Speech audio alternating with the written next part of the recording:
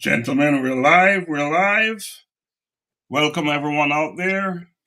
A Collision with Purpose presents Bridging Generations, Voices of Men in a Changing World. And what a world are we living in?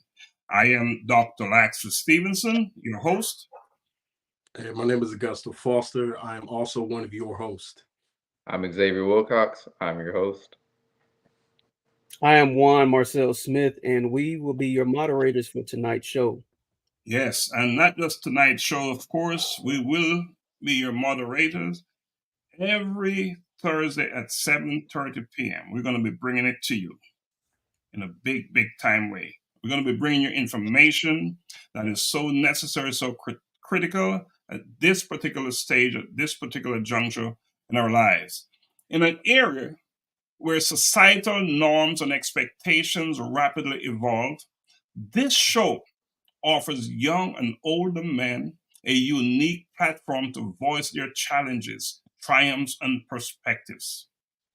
Each episode aims to foster understanding and bridge the gap between generations, exploring themes ranging from masculinity and mental health to career dynamic and personal relationships. By bringing together voices from varied age groups, the show sheds light on the commonalities and differences in the male experience, encouraging open dialogue and mutual learning. So, whether it's a teenage grappling with the pressures of social media or a senior reflecting on the changing definitions of manhood, Bridging Generations is committed to uncovering the real stories of men navigating the complexities of a changing world. Complexities of a changing world. And what complexities are we dealing with out there, right? And isn't this a changing world? What you all got to say about that, gentlemen? Definitely a changing world. Every day, every day. I think the only thing constant is change, right? Yes. Yeah. And you know, when that change has a direct impact and implications for your life, then it's real, isn't it? Absolutely. Absolutely. Absolutely. So who do we have on the platform today? You know, who are the hosts, the moderators? Augusta, can you share something about yourself with our listeners? Sure. For those of you who've seen me before on a multitude of platforms, my name is Augusta Foster, host of the Man Talk Monday podcast, author of the Divorce Dad Reset. I'm also a regular contributor to Black Men Heal and King's Corner, and super excited to take part in this new program of bridging generations and building and forcing and kind of melting this two and multitude of decades together for this conversation. Looking forward to it. All right. I'm Xavier Wilcox, a recent college graduate from Warriors University with a bachelor's degree in business administration with a concentration in entrepreneurship. So my resume isn't too long just yet, but right now I'm the director of homestead operations for a family business, 12 Titans Kennels, where we breed Connie Corsos and French Bulldogs. So if you hear those in the background, that's what that is. Okay, I like that. I like that.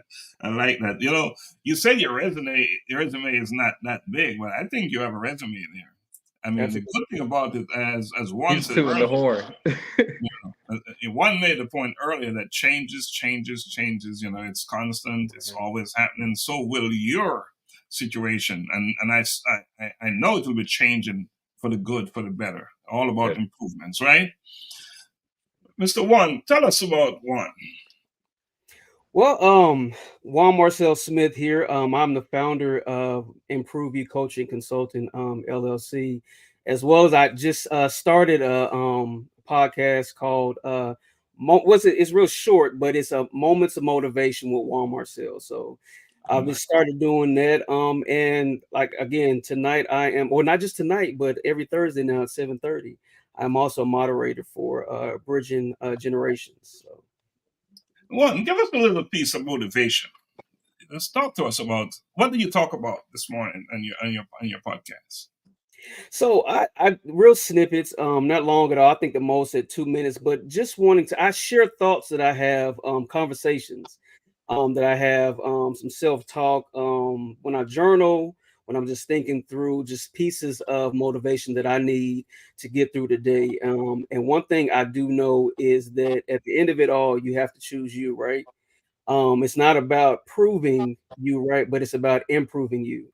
And so I talk about just pieces that I acquire, I learn, I glean, I write, I just create or develop and becoming a better version of myself every day. And so I just, just tap in just to share that on my platform. Just pieces of motivation that I get every day.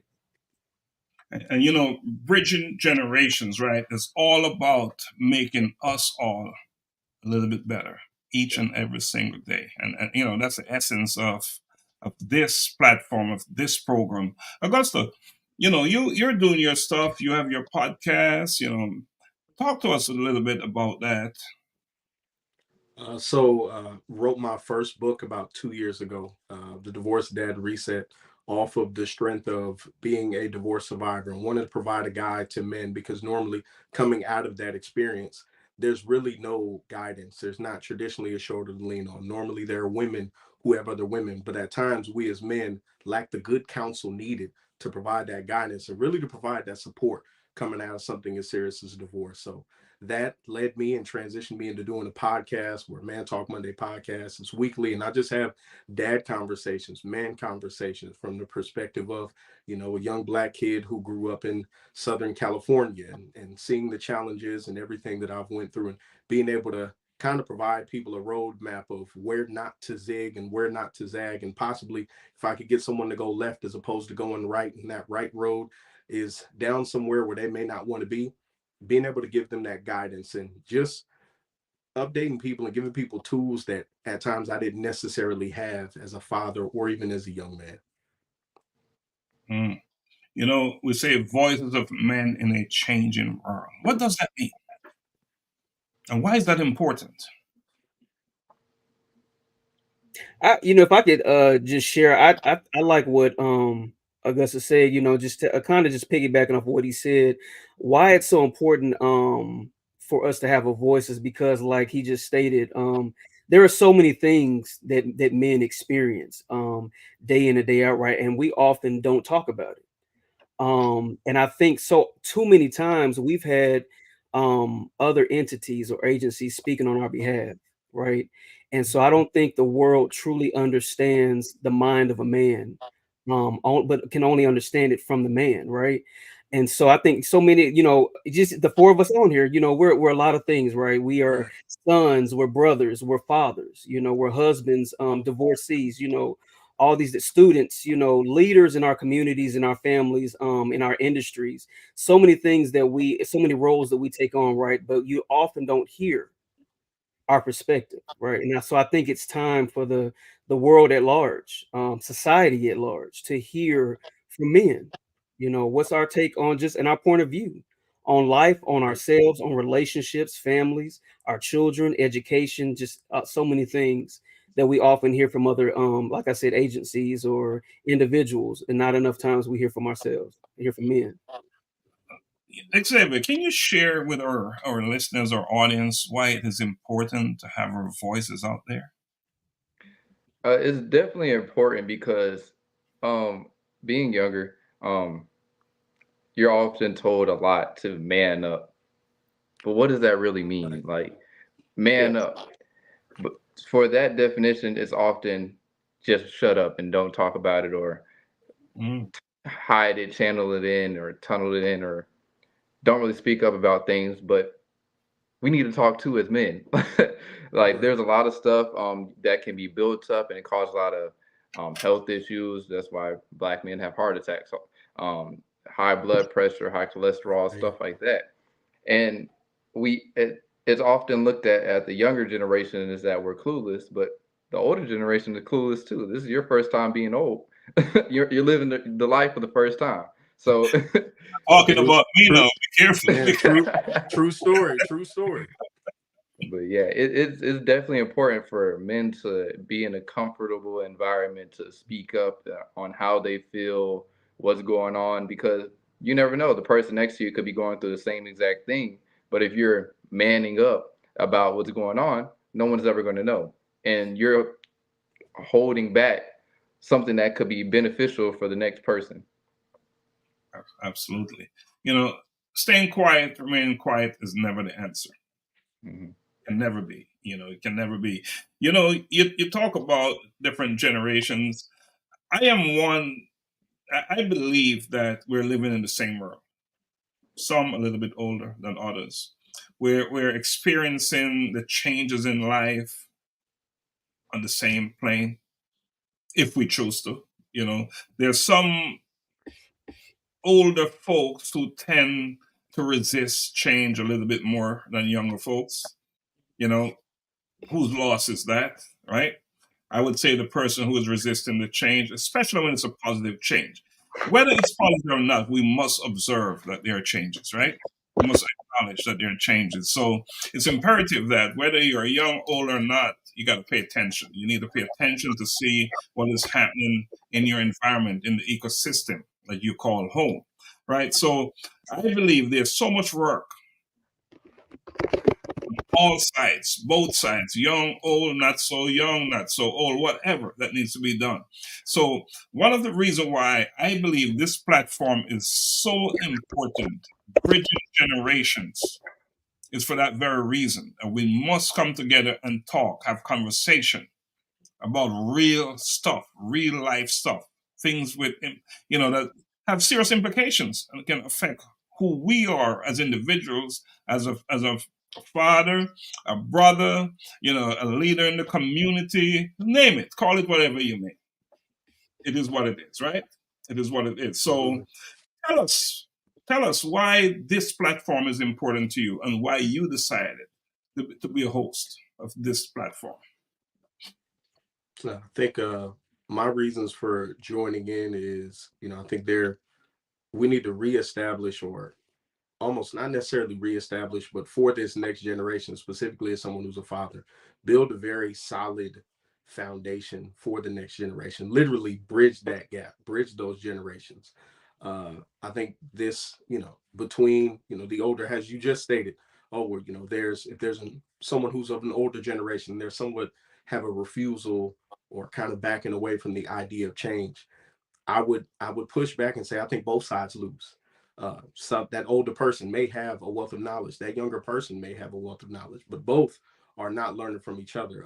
The Bible in Proverbs says, for lack of guidance, a nation falls, but victory is won through many advisors. So, I speak often of people securing good counsel, having solid people around them. And I think in spaces like this, where men are able to speak clearly, concisely, affectionately, and this being a safe space for us to have those open conversations and dialogues, it really does assist with us bridging that gap in a genuine way and not just doing it for the sake of doing it.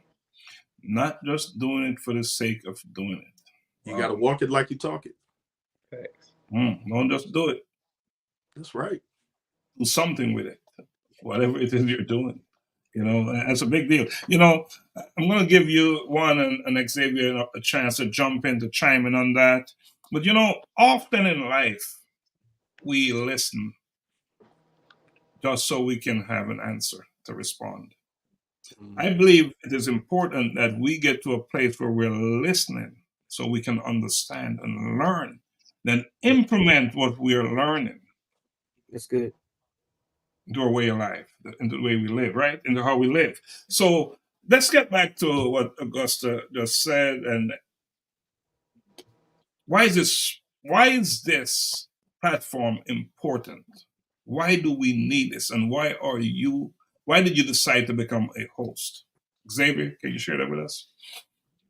I decided to become a host because I want to learn. I know I don't know everything, so if I say something that's wrong, I can get corrected, and I can go and build upon what I feel like is the right thing to do, because I'm in my 20s, so I'm in the experimental area of my life. I'm in the experimental area of my life. I'm fresh out of college, paying bills. So it's a lot of stuff that I'm learning, and I need help. So I feel like the best way for me to get the help that I need, is to speak up, because closed mouth doesn't get fed. Talk about it. And I like what you're saying. There's no better way to learn than to have a seat at the table. Mm-hmm. Yeah. And guess what you're doing right now? That's it. You claim your spot. You claim your spot. So that's powerful stuff right there. And they say that if you're not growing, you're sort of dying, right? Yeah. Mm. There's no middle ground, is there? You're either growing or, we live in a world where it's moving parts, right? Constantly moving. One talk about changes and having to welcome change. If you decide to become this stagnant thing, this stationary thing, guess what is going to happen with all the moving parts around you? It's going to crush you, right? Yeah.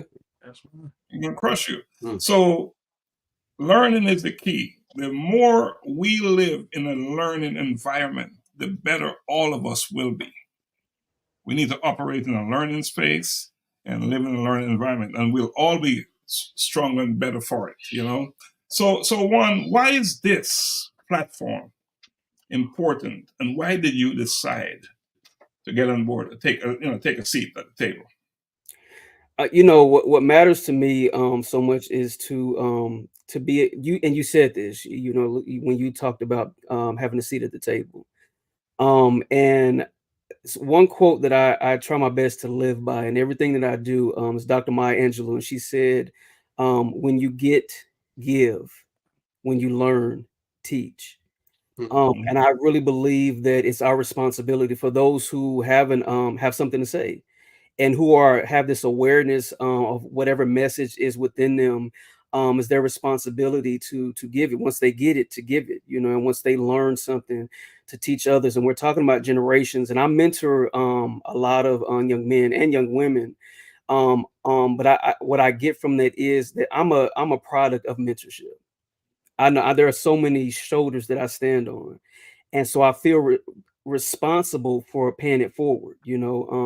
Augustus said when he talked about Proverbs, there's also a Proverbs that I love in chapter 11, and it says that there's safety in a multitude of counsel.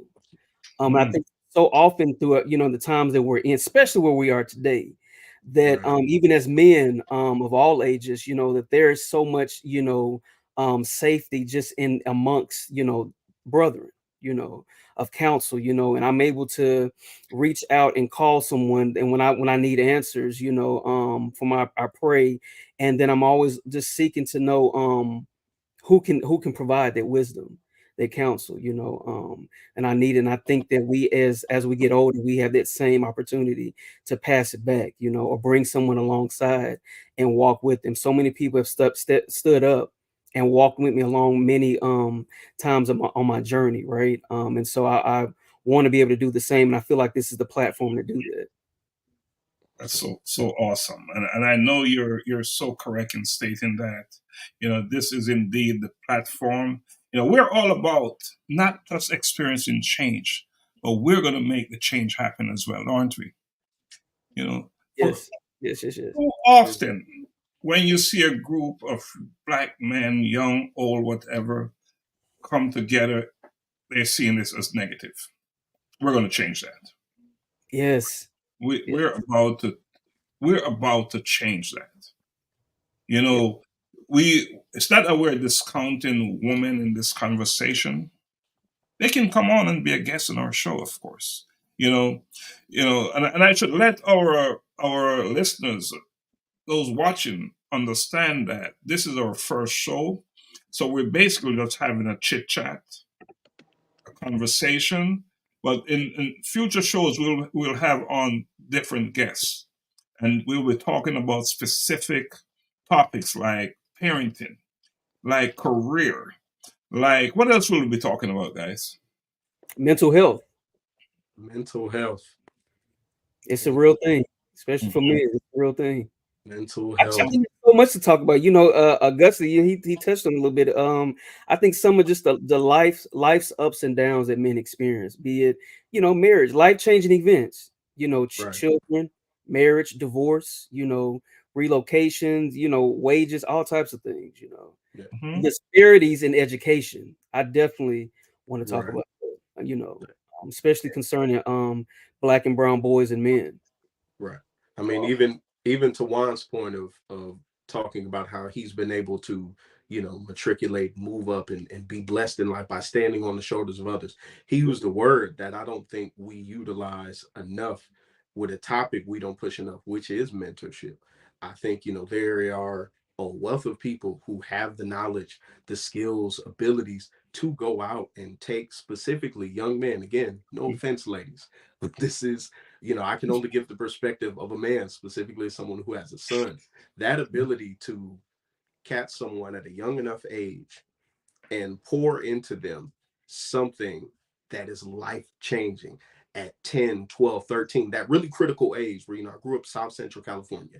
And I knew from my interactions, with certain people from law enforcement, in between the ages of 9 and 14, they could kind of dictate where your life would be. And I look back on those times and I review how many people would have benefited from a really good mentor, somebody who cared enough to go, hey, look, I'm just going to pour a little bit into your life from these areas where you're lacking, and being a blessing to them and guiding them and taking them along and showing them a little bit of their skills, giving a little bit of them in an actual, real, love, affectionate way to want to see someone succeed. Like that is a conversation episode in itself alone, the importance of mentorship, being able to build those relationships and having those shoulders to stand on. It really goes a long way. Yeah. Absolutely. I want to say one thing about mentoring. It's not an age thing, is it? To be a mentor or a mentee. There are some older folks, older men, that is in dire need of a mentor. So I want to put that out there. You're never too young, never too old to be a mentor or to do, or to receive, to be on the receiving end of it. So it's I don't know too many individuals or where they are today because they did it on their own. Yeah. Someone, somewhere, something played a role, made a difference. So Can I add this to your point? Absolutely. One of my mentees, I was his assistant track coach when he's in high school. So I met him, I think his 9th grade year in high school. So that's how long I've known him. He just this year graduated with his master's. He lives in Houston now. Moved all the way from East Tennessee, Knoxville, Tennessee, and now is in Houston. He's a therapist, relationship and family therapist. My point is this: that he started. We built this relationship. I became his mentor, and now just seeing where he is, he oftentimes we talk regularly, and he calls me Big Dog. I guess I'm at that OG unk status. Which is still hard to accept, but he often says, hey, Big Dogs, you think about this, or I remember you said this years ago, but I actually started doing this. I've been applying this. Read this from, I think this will help you out. So now it's almost like the student became the teacher. So I'm listening to him. There are things, even when it comes to content creation and different things and algorithms and stuff that he's learned that he does well, he turns and says, hey, Big Dog, try this. Or I think you said you were going to do this. Where are you at with that? And so we keep hold each other accountable, so it's an accountability piece. So you're absolutely right about the age is nothing but a number, because now he's able to say, hey, this worked for me. I think this is going to work for you. Try this. Yeah. The only time when age is an issue when you start to ache. That's a whole different ballgame. That's a whole different ballgame. But we can overcome that as well. Xavier, you clearly you're the youngest one on this platform. I don't want to call you out, but trust me, many of us would like to be in your position to be the youngest one in the room. Talk to us about your mentoring and your position, your viewpoint on that, and your availability to mentor others.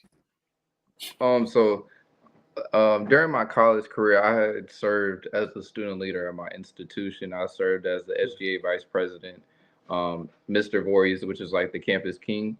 And so a lot of people were watching me that I didn't notice were watching me. I had students come up to me saying, yeah, I'm looking up to you. I'm like, why? I honestly don't know why.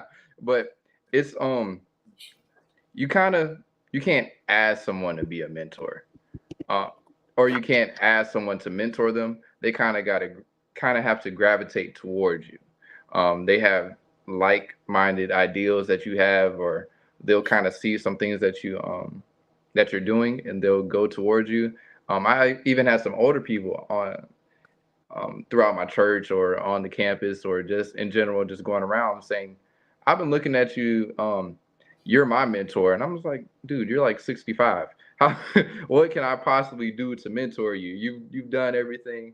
But they've explained to me that somehow, just personally, on the way that I carry myself or the way that I handle certain situations, they wish that they could do it themselves. Just as simple as looking at someone's demeanor can just depict on who you choose to mentor, who you use to look at as a mentor. Now, there are some bad mentors out there that, you probably shouldn't want to listen to. Now, people that are just coming up and saying, "I'm going to be your mentor. You got to do what I tell you to do," probably not going to be your best mentor. I've learned that the hard way.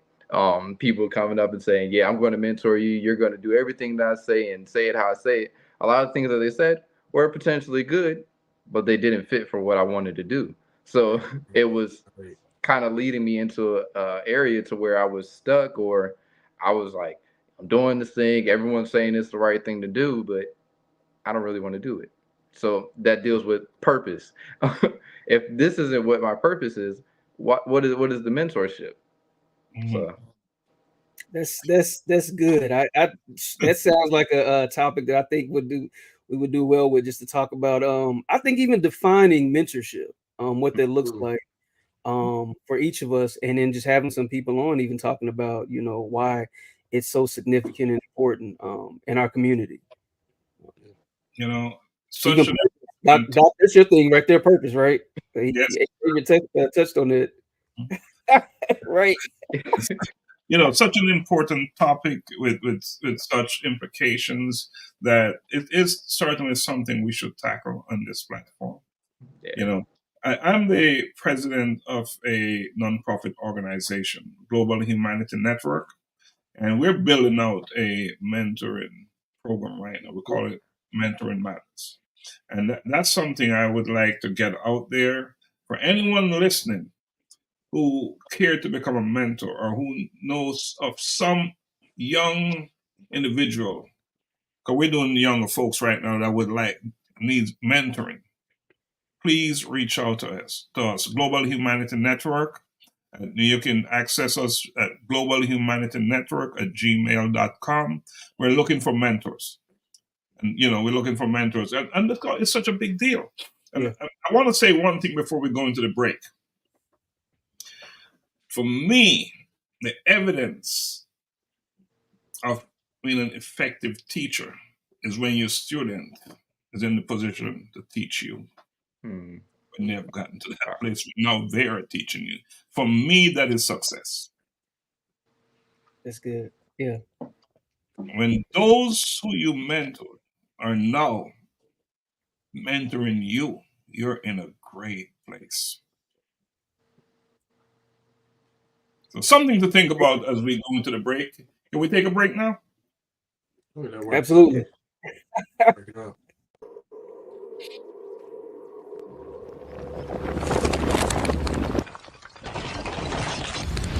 collision with purpose, in pursuit of purpose.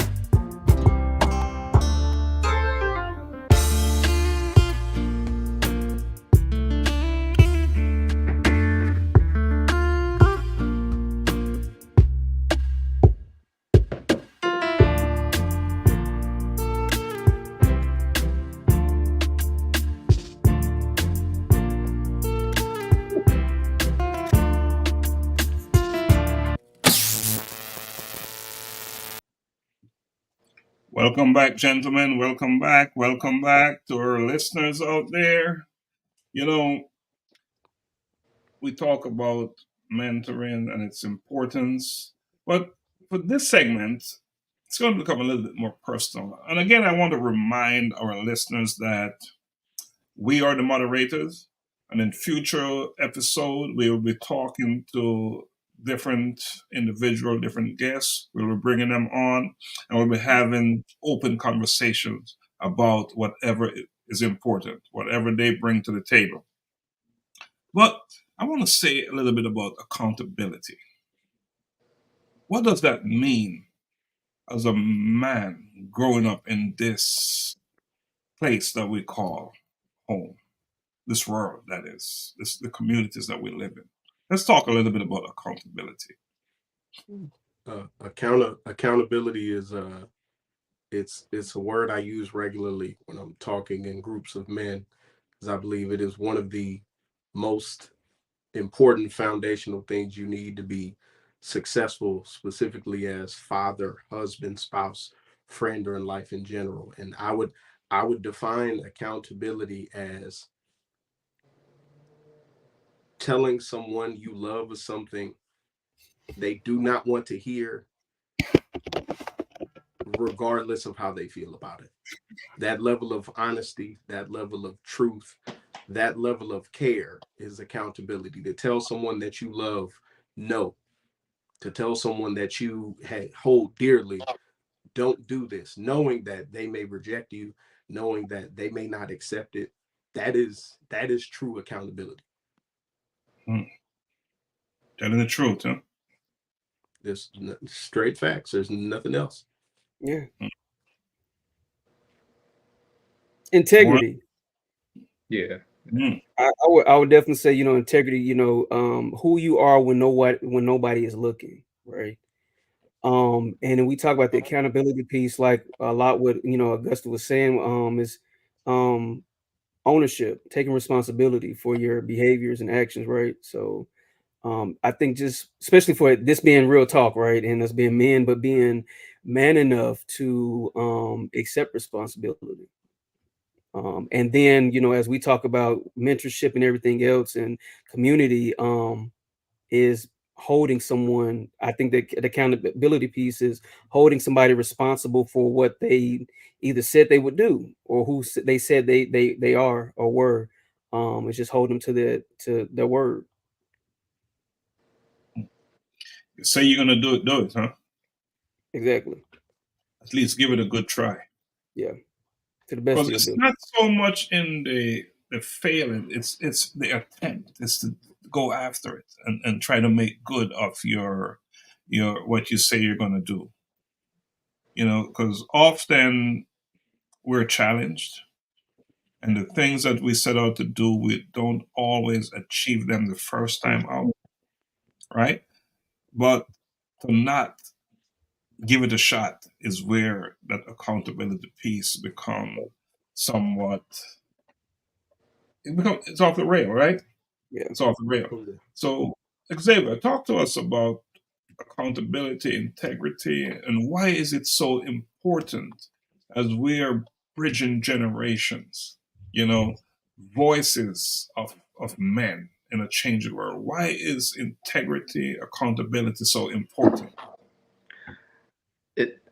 I personally like to say you guys both hit the nail on the head with your definitions of accountability. Everything I was going to say, but it's important because if I can't trust you to do what you're saying to do, how can I trust you to be my mentor or to trust you to just be there?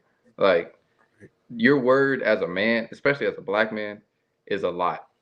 Yes. That is everything. If you don't have money, if you don't have a house, you don't have a car, you still have your word. If you can't keep that, I don't want to be around you at all. Because let me not get stuck on my words. If I can't trust you to do the things that you say you're going to do, like I ran track in college. Everyone loves a relay race. the 4x1, the 4x4. Let's take the 4x1 for exact. You take all week to practice. You practice your steps, you practice your markings, you practice the word that you're going to say when you hand off the baton. If you say, I'm going to watch you take 9 steps, and then you hit that mark, and you take 8 steps, you're thrown off. Mhm. It's not going to work. It messes up everything. So you have to hold yourself accountable for things as well, especially when it comes to bridging the gap. So if you're going to, let me not throw everyone off with my analogies. I'm an athlete, so I might say some bad analogies from time to time. We all play sports. Listen, go ahead. But You got so, but if you're gonna, if you want someone to do something and then you're like, never mind, I don't need that as well, it still hinders stuff at the same time. So you both, when you're doing two things, person A has to do the same thing that person B wants to hold up. So yeah. That would be a great transition. What you said from person A and person B, that would be, a topic of, I would even say for parenting, even in consistent messages. We talk accountability and specifically words you say. Since I believe my oldest is 13, and since she's been around 9 years old, I have had the practice of specifically surrounding things of, what you say and holding up to your word. I don't tell my children maybe. I don't tell them possibly. I don't even tell them we'll see. I give them yes or no. Because I remember times where, as somebody who grew up with a really awesome stepfather in my life, would hear from like my birth dad, okay, it's going to be this, and then not follow through. Even from, my stepfather, my mother, hey, it's this. And if it followed through on a scale of 1 to 10, it might have been a 7 and it needed to be like a 9, even in those instances. So I said, look, to make sure that I'm a man of my word to my children, to bridge to me the most important generational gap, serving as their father, I'm not going to tell you maybe. I'm not going to tell you possibly. I'm not going to tell you we'll see. I'll give you yes or no. And now I would prefer, because that is now me operating in that accountability. If dad said it was no, hey, listen, dad said no, so I know it's going to be no. Then on the flip side, when dad says yes, it's absolutely going to be yes. There's no ambiguity. There's no uncertainty. So my kids understand, hey, if I say this, I'm going to follow through. My word is my bond. I don't want to give you a maybe or a possibly. I've always viewed maybe, specifically as somebody who grew up for a while in a single mother household, I always viewed maybe as just like a delayed note. It's like, oh, well, maybe. Like, okay, maybe on Monday. That means by Wednesday, it's no. So now I just go, let's get that no out of here. And let's just give affirmative answers. Hey, yes or no. So now if you're consistent with those yeses and those nos, now your kid understands, oh, dad says it's yes. All right, well, we're getting ready to go here. If dad says it's no, all right, I guess we're eating at home tonight. But that consistently and self-accountability, specifically from a parenting standpoint, like minds, agreement, man, works. You said the phrase, a word that just really stood out, the follow through. I think that makes the difference, is the follow through. And Doc, even you touched on this earlier, just a few ago when you said, it takes almost like it takes practice. I don't think any of us just come out just knowing how to. And then when we've had opportunities and we've fallen short, I think the good thing about it is grace.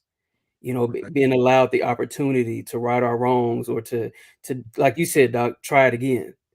So I think, and just learning that, okay, this is where I feel short before. So now I'm gonna try this whole concept, this idea of following through, and just working on our integrity and our character.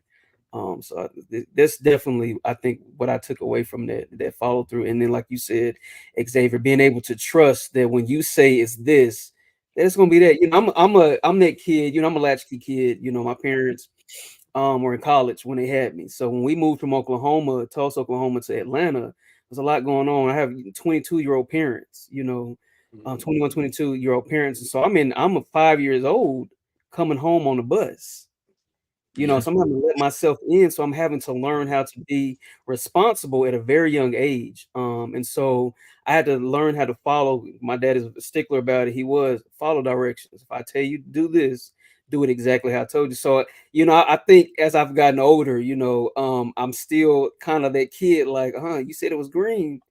It's looking a little purplish, but you said it was green. So I'm trying to believe Right. green somewhere because you said it was green. So, like you said, the consistency, because there are children who my daughter's the same. She takes daddy's word for gold, right? So I do my best with not, like you saying, leaving anything, ambiguous, but just being straight and just concise. It's yes or no, because she knows where daddy's staying, and because I grew up that same way. So it matters, consistency, doing our clear cut, confusion, expectations are set. It's good to know what you're dealing with, right? It's good to know what you're dealing with. We talk about voices in a changing world, and we all have our perception of how we see this world. Some out there say this is an interesting place. I'll leave it at interesting place. Lots of uncertainties. Who knows what's going to happen next, right? How is that making you feel as individuals, as young Black men, or men in general? Looking at the future, what's out there? What do you see as important? What type of pivotal move do you need to make sure you're ready for whatever? Ooh, I'm going to Xavier. Xavier's the youngest. I'm gonna throw Xavier the line. I'm just as cool as you're the y'all. youngest and fresh for the world. You God mentor me, young brother. Mentor me. Well, the oldest one taught it to you, so you go back to those. What's the like Xavier? What's the Magic Johnson meme? there you go. Man, I mean, it starts with this. It starts with this. These rooms right here. It starts with talking it out, showing. All right, well, we gotta listen to the old people. Well, that didn't work, so let's try this now. Let's see what this is. So it's up to me to make some more mistakes too, so that hopefully once I start having kids, they won't do the same things that I did and the same things that you all did. So it just starts off with this. I mean, we're never gonna be perfect, but we can't be okay with not being okay at the same time though. So we got to just keep going. And like you said, if we sit still and we're stagnant, it's going to kill us. So we got to keep moving forward and just keep pushing to see what's right. Now, sometimes we might be trying our hardest to do the right thing, and it's just not going to work out. But it's okay because we have God on our side.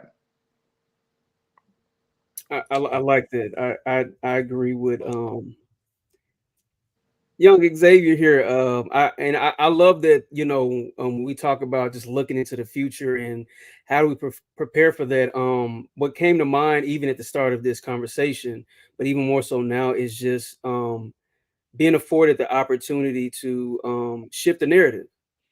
Because there's so much going on. Doc, we all touched on it, what just going on from, mass incarceration to police brutality to, government and politics, education, the housing market, just so many things and trends going on, and weather, climate, just all of these different things. I think, being able to come to a place, a safe space, right, and talk about what these things mean to us.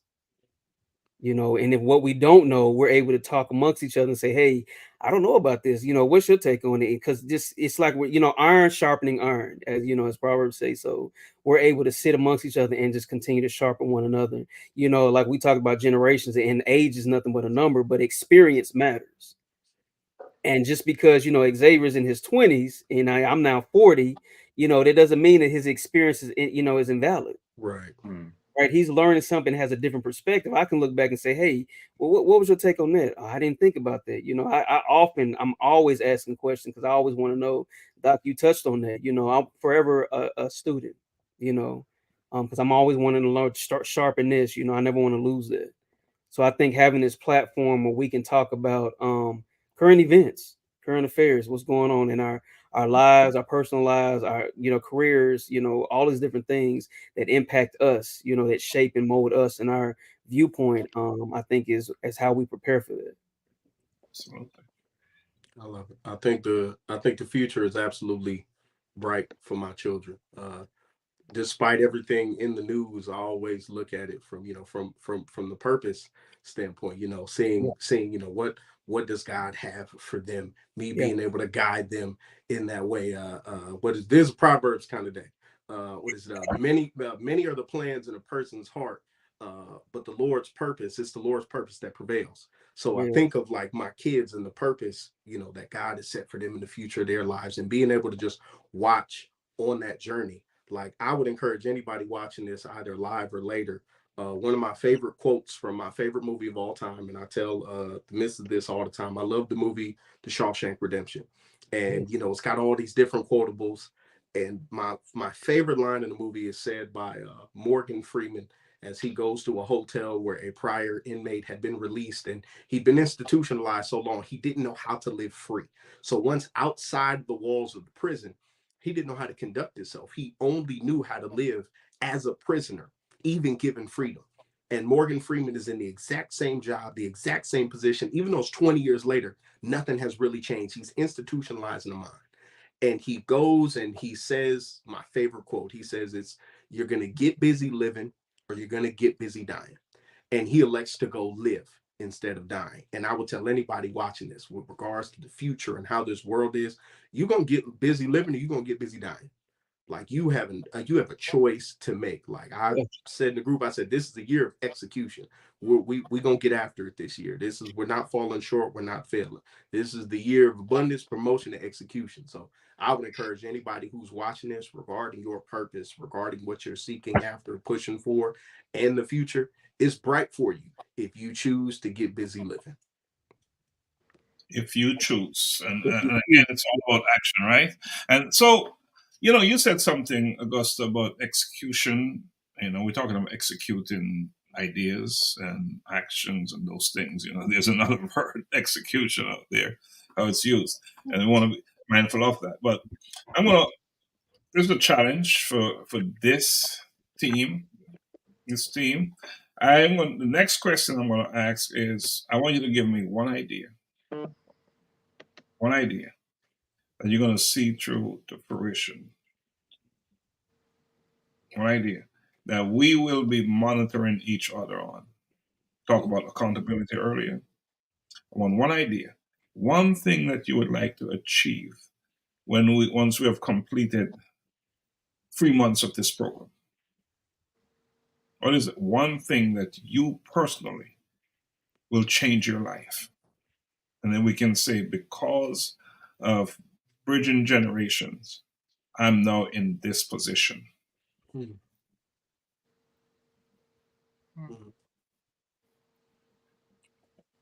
You can modify it later, by the way. It's something we'll keep redefining. So just a thought. Go ahead, Juan. I would say this is something an idea I've been I keep repeating when I do my post. Do it scared. Just real short. I know I've spent some time in the previous years sitting on ideas or business ideas, whatever it is, content, whatever it is, because I was scared. I talked myself, I second guessed and talked myself out of so many opportunities. And so just recently, a mentor of mine was talking about something he was scared about, and he pushed through anyway. And we were talking about his uncle was around. He's an apostle, a pastor. His uncle said, "It doesn't matter. Do it scared. Do it anyway." When I heard that, I was like, yes. So that's what I'm working on this year and beyond is when the idea comes, I'm gonna do it anyway. I'm gonna step up. I'm gonna show up, say it, whatever it is. I'm gonna do it scared. Awesome. Xavier, talk to us about what is that thing? I think this year I'm gonna need to slow down. Throughout the past, I've tried to add way too many things to my load. I just wanted to keep busy because, in honesty, I don't like sitting down. As I got to college, I kind of realized I got ADHD a little bit, but I have a problem with saying no, and then I add too many things to my load, and then I stress myself out. and then I man up, and then I don't tell anyone that I'm stressed out a little bit. So I think this year I might need to slow down and gain focus in myself more than because I did my spiritual gift test, and one of my spiritual gifts is helps. So I like to help people, but knowing that I like to help people, I forget to help myself, and so I find that I can lose myself by trying to help everyone else instead of myself. So I think that I need to slow down a little bit to help myself. That's good. Slow down a bit to help yourself. So we a little bit more focused, right? Yeah, because my hairline is starting to recede a little bit. So I don't try to play. Don't try to play the doctor. Don't try to play the doctor. If I can share this. One thing I have learned over time, and I'm becoming a little bit better at implementing it in my life, is that not all good opportunities are good opportunities for you. Yeah. I think it's important to understand that. So, not because it's a good opportunity, don't necessarily mean you need to run with it. Maybe it's for someone else. Right. Mm-hmm. For someone else. So, and I think that you'll find that you'll save yourself some time. And one of the main reasons why it's not what you should do in terms of pursuing everything that is looking good to you, because there is this thing that they call opportunity cost. Very important. Yeah. The time you're spending chasing this, that could be better spent doing this other thing over here. That will be more productive in your life, in your community, in your family. So you have to be mindful of, and as you said, so it's a good thing to narrow yourself down, focus yourself. It's not that you're going to stop helping people. Yeah. Because indeed, one of the reasons why you want to build whatever you're building is so you can help as many as possible, right? But before you get there, you got to make sure you get there. Yeah. Right. You got to make sure you get there before you get there. Okay. So opportunity costs, understand what that is, what that means in your life. Oh, is it the best use of my time, basically? Best use of time. So very important, very important. Augusta, did you talk? Did you say what that one? No, but you actually led it into the perfect thing that I said I was going for one of the things for this year. Time. I emphasize time. You get more money, you get more degrees, you get more houses, you get more cars. God blesses people with a multitude of things. What they're not making more of is time. So I said, specifically, me investing time into things, like you said, opportunity costs, looking at the opportunity cost with respect to time, money, dollars, etc., versus the return on the investment. What is the return on investment in things, that we're sowing into? So I said in this time, I absolutely want to look time, sow more into kids, time, sow more into my woman, time, sow more into family, and do it intentionally. I also want to put time into service, doing actual community work. I think people will say, they throw around the term servant leader, but like it doesn't line up. I heard a brigadier general on the video yesterday, and he said, you want to be a leader, serve someone. So I realized, I said, well, this, service, I'm going to start putting more time in the service, specifically my youngest daughter, her and her comparisons, for Christmas and other stuff. I said, ooh, I don't like this. You need to go feed the homeless. You need to see, you need to really see what it is. You need to see how other people are living, but you also need to have that ability to see, I am blessed enough to give and to do this. So yeah, man, time.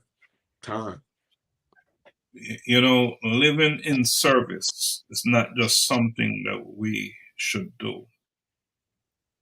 We're accountable. We're responsible. It's something we must do. Right. I think the more of us are out there doing it, the better off all of us will be. And if you want to build a strong community, you must look at those who are not doing as well. And if by stepping up, stepping out, reaching out, and become more involved in terms of in service, then that is the answer. That is the answer, right? I know you can't do it all. You got to take care of yourself as well. Right. But all of us have an extra 1 hour a week. None of us are that busy. Exactly. None of us are so consumed with whatever we're doing. And Xavier said it right. He's probably doing a lot of stuff that's have no value. Yeah. Have no value. So it's, and about time. I just want to say this about time. It's 24 hours in a day, right? What is important is how you manage yourself around that 24 hours. Not how you manage you. Less about managing the time. It's more how you manage you around the 24 hours. So very important. Time is everything. Time is everything. It's the one thing you don't have enough of, for sure. You can't get back. Scarce resource. They're not making more of it. They are not You know, making more time. You get it back. You cannot get time on Temu. You cannot get time on Amazon. You got to value it. Let me tell you how time works, you guys, as you get older. Seems like you have less of you. Less of it. I was the week when I was younger, the weekends used to last, I feel like, for days, and now the weekends are like 30 minutes. That's what it feels like. Man. 30-minute break. That thing is moving so fast. I think they call time. So Xavier, No one. Make it count. Yeah. Make your actions, your steps, your walk, everything you do count. That's a good takeaway. The time you have today won't be the same time you have tomorrow. I guarantee you that because I've lived it. Yeah. I'm experiencing it. It's moving that fast. Now, gentlemen, we are almost at the end of today's, our first episode, or inaugural show, or premiere show, whatever you want to call it, right? I'm going to ask that, each of you just give me a quick summary, your thoughts, where you see us going, whatever is on your mind, just say it. I'm just excited for the next episodes to come. This is sorry, that's my puppy, but but this is just this first episode. What kind of puppy do you have? This is the Corso right now. He's squeaking. I like the way the puppy waited to Can we the see? end. Can we see? The puppy waited to the last 2 minutes. It's like he was he knew asleep it. the whole time. You go. He was over here snoring. I'm surprised you guys didn't hear him snoring and farting. That's a good thing. Yeah, but I'm excited for everything to come. This first episode in itself has definitely been an eye opener. I've been typing up notes. I'm just excited. Awesome. Augusta. Man, yeah, I'm excited to be able to share in this space with not just like-minded individuals, but solid brothers, good counsel. When everyone is thinking the same and everyone has purpose on their mind and everyone is looking to really grow. I would also be remiss if I didn't say I was excited to see all of you at the Collision with Purpose, Colloquial with Purpose coming up soon. I would be remiss if I didn't invite you out to Shiloh High School on March 4th. But I'm really excited to be a part of this. Looking forward to growing this and bringing more people in and sharing with the brothers and the sisters the knowledge, experience, and wisdom that is amongst you, Kings. So thank you. Thank you so much, Augusta. Juan, you want to? I would definitely say I'm excited about being able to contribute to changing the narrative.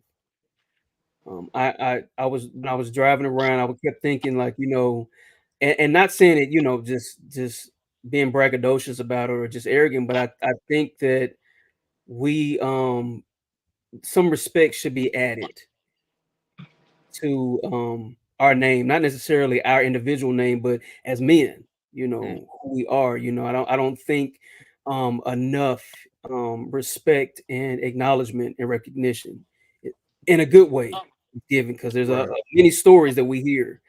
Not that they've all been wrong, but that has become our staple. You know, our stigma. And I think it's because of the social constructs and for various reasons we're looked at a certain way. And so I'm just glad to be a part of this community, this platform where we get to change or add to the community that's changing the narrative. Thank you so much. You know, having your voice, your voice at the table is an important step. It's an important step. If you are not at the table, it's sort of like, why are you complaining? Yeah. True. Why are you Word. complaining if you're not making yourself available to be part of the process, you know, for change?